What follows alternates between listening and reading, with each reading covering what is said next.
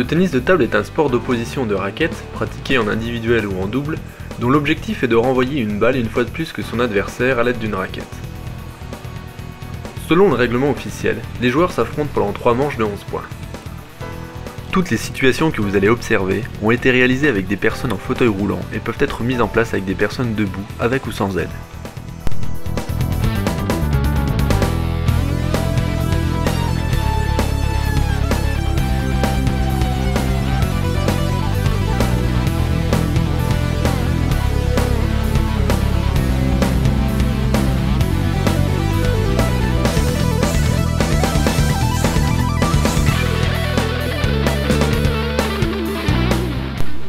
La partie se joue sur une table de 2,74 m de long sur 1,52 m de large divisée par un filet de 15 cm de haut. Lors d'une initiation à l'activité, une table quelconque peut convenir, comme par exemple une table à manger. Officiellement, la balle a un diamètre de 40 mm. Néanmoins, il est possible de jouer avec une balle plus volumineuse ou une balle en mousse, facilitant ainsi sa perception et sa frappe. La balle est frappée à l'aide d'une raquette ou tout autre instrument de taille et de forme variable adapté aux caractéristiques du joueur. Afin de permettre aux joueurs en fauteuil roulant de pratiquer en autonomie totale, nous vous conseillons de fabriquer un ramasse-balles dont sa confection vous est détaillée sur notre site fédéral.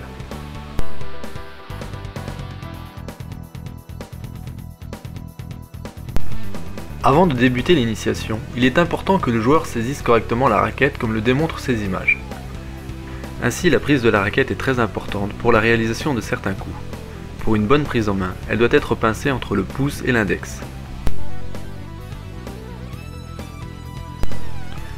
Les joueurs présentant des troubles de préhension peuvent utiliser une orthèse pour faciliter la tenue de la raquette. Ainsi, il est possible d'avoir recours à une bande élastique pour tenir la raquette au poignet.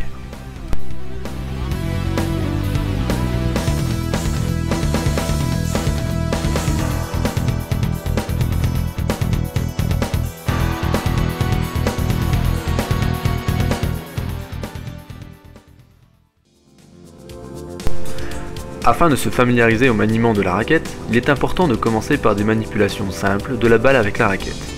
Ainsi, le joueur doit placer la balle au centre de cette dernière et doit faire en sorte de ne pas la laisser tomber grâce à une sollicitation du poignet. La taille de la balle peut évoluer en fonction du niveau de handicap du pratiquant.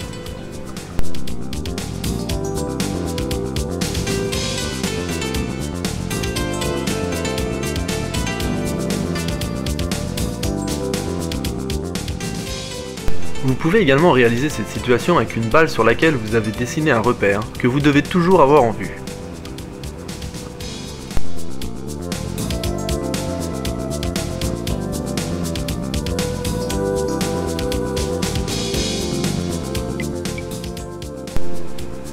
Ensuite, divisez l'une des faces de la raquette en deux à l'aide d'une bande de ruban adhésif.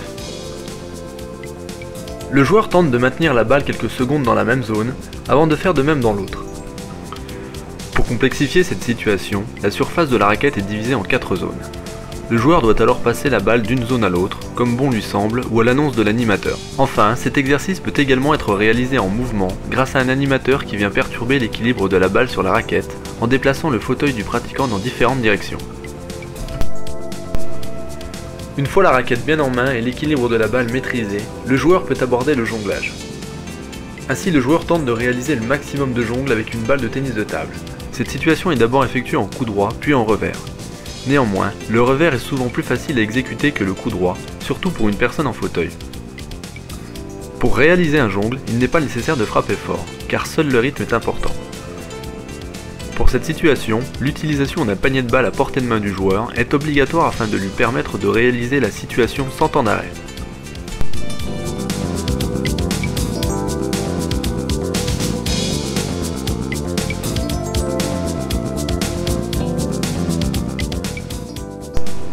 Enfin, pour ne pas gêner le joueur, l'accoudoir du fauteuil peut être démonté afin de faciliter sa pratique.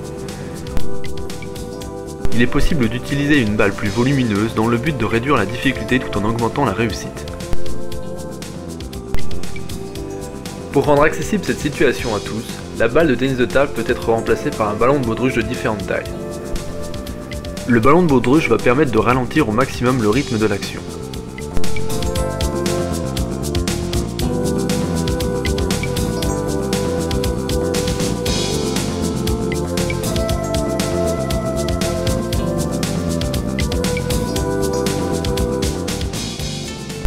Ce ballon peut être lesté avec du ruban adhésif afin de rendre la réalisation de cette situation plus difficile.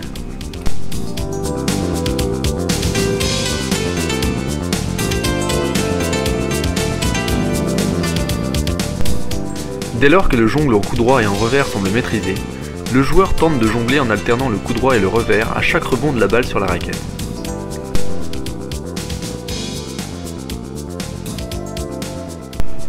Pour aborder l'initiation à la frappe de balle, suspendez une balle à un fil. Le joueur a alors pour but d'enrouler la balle autour d'un piquet tenu par l'animateur en un minimum de frappe. Ainsi, plus le joueur frappe fort, plus la balle fait de tours autour du piquet.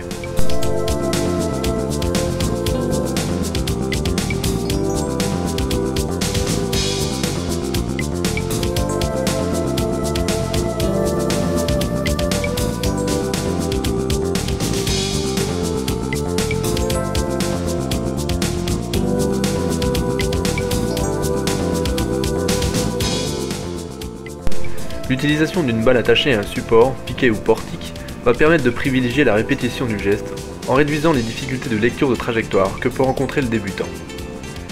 Ainsi, il tente d'enchaîner successivement un maximum de coups droits en augmentant progressivement sa force de frappe. Une fois le coup droit maîtrisé, le pratiquant doit faire la même chose en revers.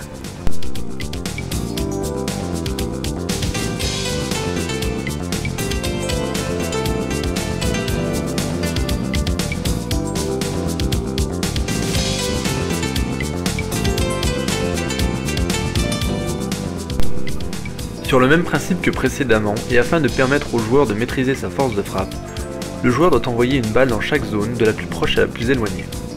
Ainsi, le joueur doit envoyer une balle dans la zone 1 avant de pouvoir viser la zone 2, et ainsi de suite jusqu'à la dernière zone.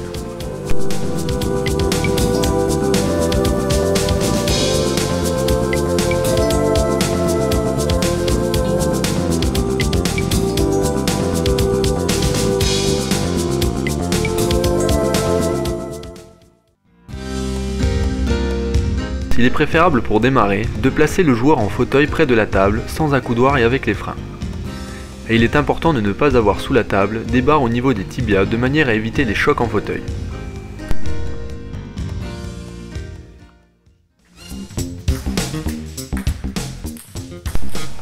Pour l'apprentissage du coup droit, le joueur doit renvoyer les balles de l'animateur par-dessus le filet de l'autre côté de la table.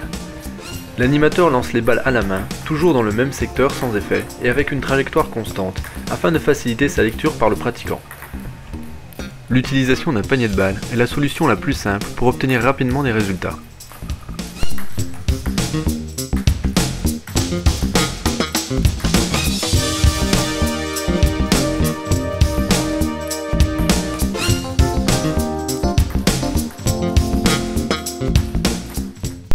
Cette situation peut être déclinée pour l'apprentissage du revers. L'animateur lance les balles que le pratiquant doit renvoyer sur la table. Si le joueur rencontre quelques difficultés pour mettre la balle sur la table, vous pouvez placer une cible sur la table, comme par exemple une feuille de papier, afin de recentrer ses frappes en direction de la cible et donc de la table. Dans la continuité de ce qui a été fait jusqu'à présent et afin de diversifier les situations, la précision en coup droit et en revers peut également être travaillée avec un cerceau de plus ou moins grande taille selon le niveau du pratiquant. De plus, pour augmenter le temps de lecture de la trajectoire de la balle par le pratiquant, l'animateur lance la balle de manière à ce qu'elle fasse 2 rebonds avant que le joueur la frappe.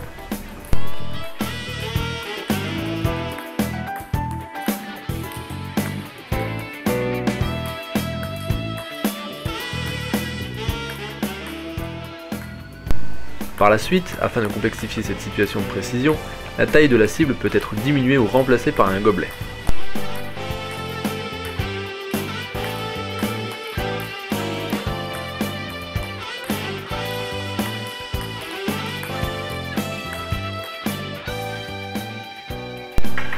Dans cette situation, le joueur doit lancer un dé et doit renvoyer la balle sur la feuille correspondante au nombre inscrit sur le dé avec un minimum de tentatives. Dès que la cible est atteinte, il lance à nouveau le dé et ainsi de suite.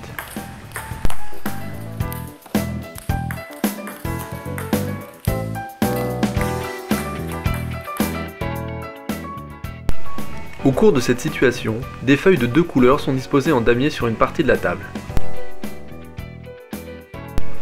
Le pratiquant dispose d'1 minute pour renvoyer la balle sur les feuilles d'une seule couleur, comme par exemple les jaunes. Ainsi, chaque feuille jaune touchée est retirée par l'animateur et donne 1 point au joueur.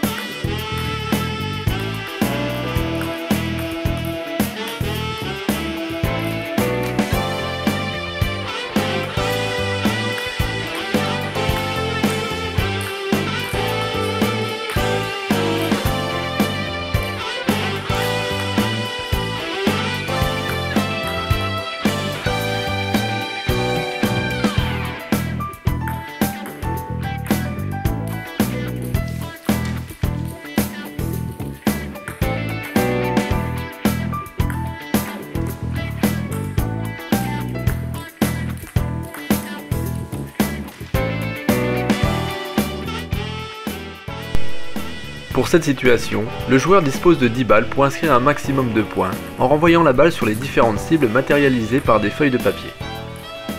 La taille et l'équivalence en points des cibles sont à moduler en fonction du niveau du pratiquant et de la difficulté souhaitée.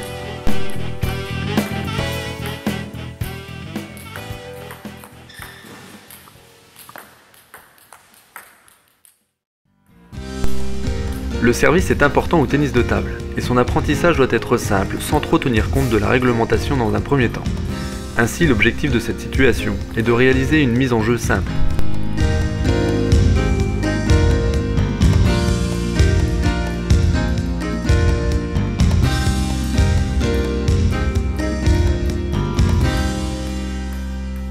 Pour les personnes qui ne peuvent pas tenir la raquette, une solution simple pour au moins aborder la pratique, c'est ôter déjà le filet et travailler avec du carton qui est extrêmement léger, ce qui permet de le manier un petit peu librement. Ceux qui ne peuvent pas tenir le carton, il y a encore la possibilité d'installer quelque chose pour avoir une poignée et de faire des trous dans le carton pour pouvoir le tenir. Ensuite, l'idée c'est de faire glisser et rouler la balle sur la table sans la faire sortir sur les côtés.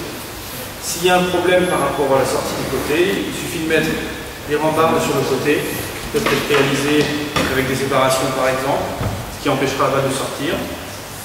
Donc de part et d'autre de la table, qui permet à tout le monde de jouer librement. Là, ce que vous allez faire, vous allez essayer de faire juste des échanges avec la balle sans la perdre. En effet, les joueurs doivent être capables d'assurer la continuité d'un échange avant de rechercher sa rupture. C'est pourquoi ils tentent d'effectuer le maximum d'échanges sans perdre la balle.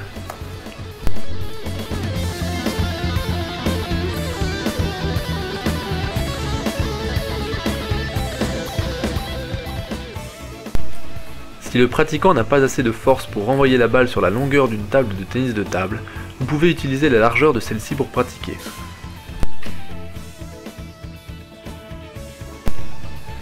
Cette situation est également réalisable sur une table à manger divisée en 2 par du ruban adhésif. La balle de tennis de table peut être remplacée par une balle en mousse, car plus grosse et moins rebondissante, elle va faciliter l'échange.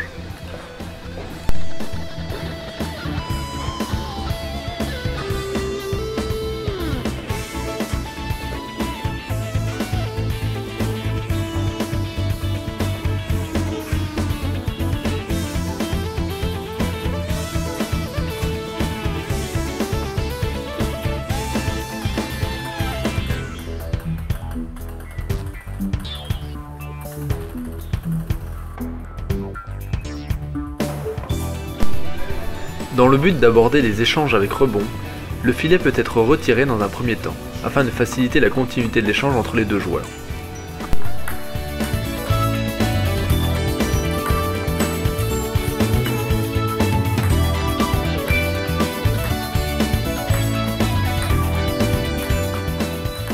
Une fois la continuité de l'échange installée, l'obstacle vertical que constitue le filet est replacé.